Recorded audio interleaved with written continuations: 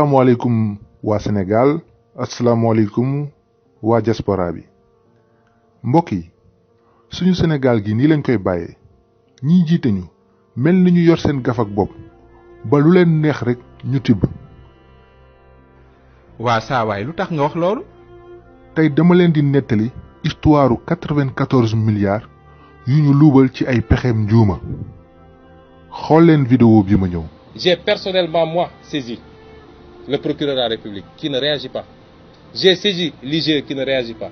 J'ai saisi l'OFNAC qui est le seul à réagir sur une affaire grave de détournement qui concerne Mamour Diallo, directeur des domaines et membre éminent de la paire, qui n'est pas à son coup d'essai parce qu'il a été épinglé par d'autres rapports, notamment l'IGE, la Cour des comptes.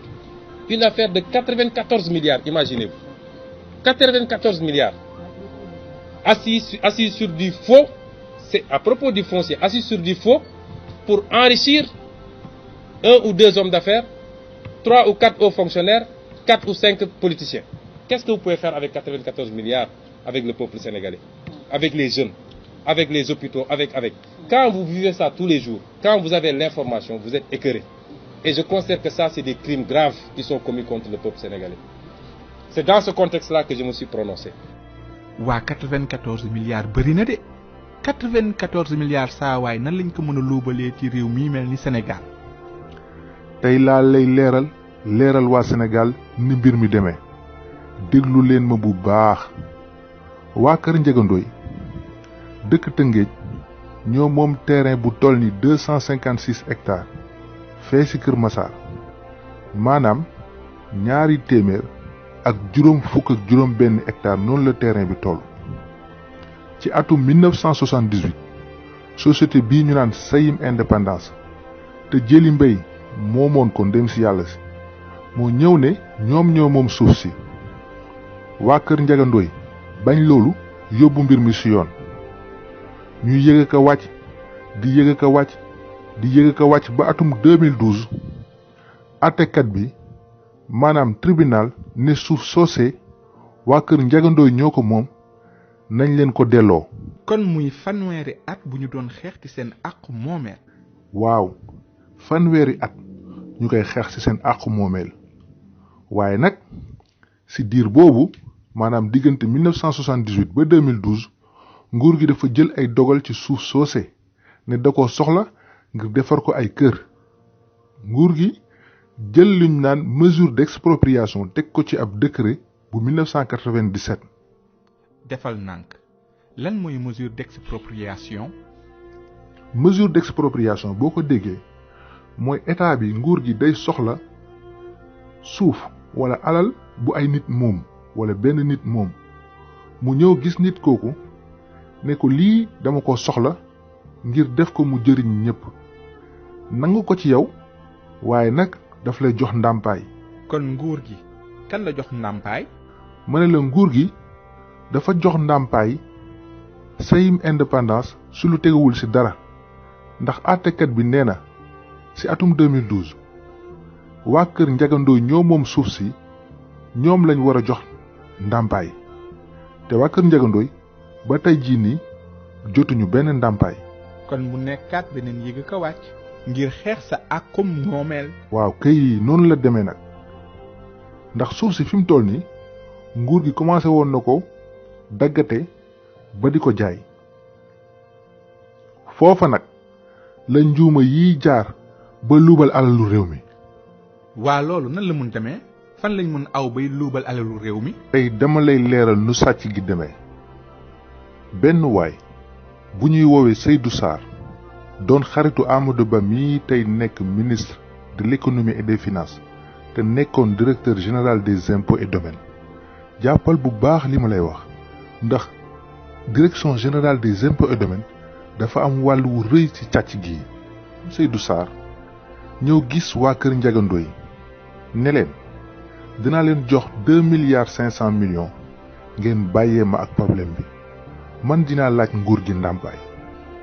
waa kër Ndiaga Ndoye am ñu nangu ñeneen ñi bañ Seydou Sarr dem tribunal di laaj homologation jënd bi mu jënd problème bi. saawaay lan mooy homologation. homologation bu tribunal boo ko déggee mooy jënd bi waa ji jënd kayit gi nga ko jox ne ko jaay nañ ko problème bi moom pour kayit googu am valeur mu mën koo teg ci table ji pour mën a laaj ak il faut que tribunal nangul ko loolu la ñuy wax procédure d'homologation waaye nag tribunal dafa bañ homologation boobu ci novembre 2016 teg ko ci article 30 bu loi 76-67 du 2 juillet 1967 tribunal ne waa ji àqu ndàmpaay bi nit di am ci nguur ginnaaw ba mu nangoo suufam kenn mënu koo jaay waa ji yemul foofu de mu def appel bi mu demee cour d'appel le 11 janvier 2008 cour d'appel dëggal àtte bu njëkk bi loolu lu muy tekki mooy waa kër Ndiaga Ndoye rek ñoo am sañ-sañu laaj ndàmpaay ba léegi. waa xanaa loolu war a jeexal wax bi nag. waaye Seydou Sarr dafa sax ci njublang gi mu bëgg a njublang réew mi ci kaw loolu moom Seydou Sarr mu dem gis waa l'impôt di laaj ndàmpaay Seydou indaale ñaari kayit yu teguwul ci dara ne moom suuf si teg ko ci ñaari société yu bokkul waaye mbokk yi li doy waar ci mbir mi mooy réunion commission bi natt njëgu suuf si dafa jiitu bés bi ñu ne moom la Seydou Sarr signé kayit yi. waa loolu nu mu mën a nekkee leeralal ma loolu bu baax a baax. maanaam commission bi réunion na ba wax prix ba natt fi suuf si toll ba sa ëllëg sa waa ji doog a signé kayit gi nga xamante ni moom la commission bi basé pour natt prix bi te loolu yemul foofu de suuf si njëg giñ ko nattee dafa ëpp fuuf li yoon wax te njëg gi dafa ëpp tamit li ñu jox ndàmpaay ñi ñu toxal ci TER bi te ñoom ñëpp ñoo bokk même zone bi te yàlla bu la naree weer. waa léegi ba léegi nag waxoo ma nan la 94 milliards yi demee. waa direction générale des impôts et domaines mënoon nañoo yemale foofu wax ji ndax li waa ji indi xam nañ ni xel ni baaxul ci loolu ñu jox Seydou Sarr 44 milliards 800 millions ci benn wàll wi joxaat ko 49 milliards 950 millions ci beneen wàll wi muy 94 milliards 794 millions ci anam yooyu lañ ko joxe. ndeysaan kon waa kër Ndiaga Ndoye ñoom ñu mujjee. waa kër Ndiaga Ndoye ba nii may wax ak yéen jotuñu benn ndàmpaay ci seen suuf te pourtant ñoom ñoo moom suuf si ndax tribunal dëggal na ko ci atum 2012 te 2016 bi Seydou Sarr demee di laaj homologation tribunal da ko bañal. waa yow lii nga ma nettali nii day doy na waar ndaxte lii su fekkee ni dëgg la day mooy wane ni am na ñi nga xamante ne xam-xam lañu am waaye xam-xam bi yépp liñ koy utiliser moom mooy sàcc alalu réew mi ndaxte xalaat naa ni 94 milliards yooyu day ñu jox Sarr moom 94 milliards yooyu 94 milliards suñu impôt yi la. gis nga sawaay ak waa Sénégal yéen laay waxal ñii jiite ñu waroon a liggéeyal réew mi jëriñ askan wi ci seen xam-xam defuñu ko lu dul di utiliser seen xam-xam di nelawal askan wi ak luubal alalu réew mi. J'ai personnellement moi saisi le procureur de la République qui ne réagit pas. J'ai saisi l'IGE qui ne réagit pas. J'ai saisi l'OFNAC qui est le seul à réagir sur une affaire grave de détournement qui concerne Mamour Diallo, directeur des domaines et membre éminent de la paire, qui n'est pas à son coup d'essai, parce qu'il a été épinglé par d'autres rapports, notamment l'IGE, la Cour des comptes. Une affaire de 94 milliards, imaginez-vous. 94 milliards.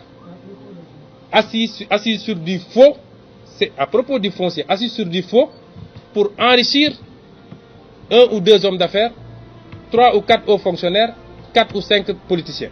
Qu'est-ce que vous pouvez faire avec 94 milliards avec le peuple sénégalais, avec les jeunes, avec les hôpitaux, avec.